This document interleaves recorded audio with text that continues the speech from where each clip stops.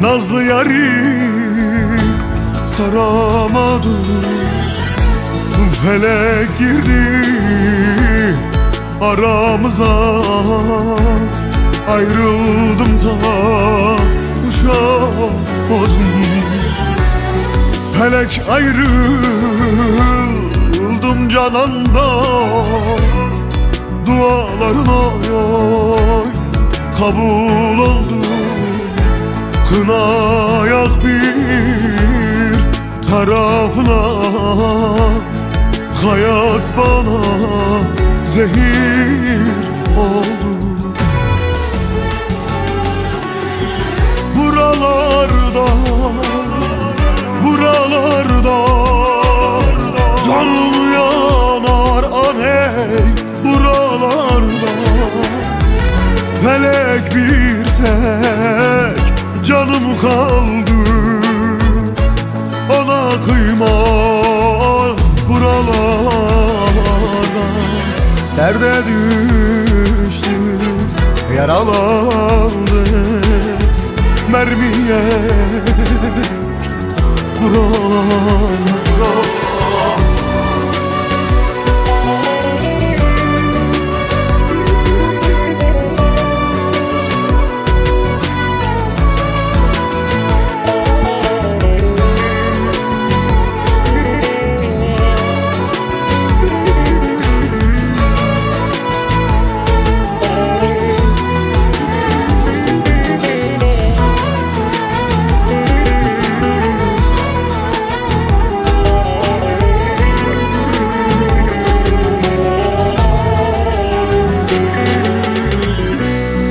bedenimde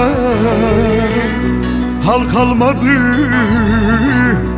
deli kalbim uslanmadı. Ne talihsiz birisi başa gelmedik kalmadı. Felek ayrıldım canandan, duaların oy oy kabul oldu. Kına yak bir tarafına, hayat bana zehir oldu. Buralarda, buralarda canım yanar aney.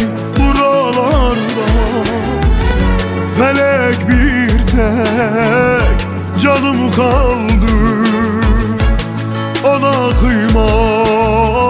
Buralarda derde düştüm, yaralandım mermiye.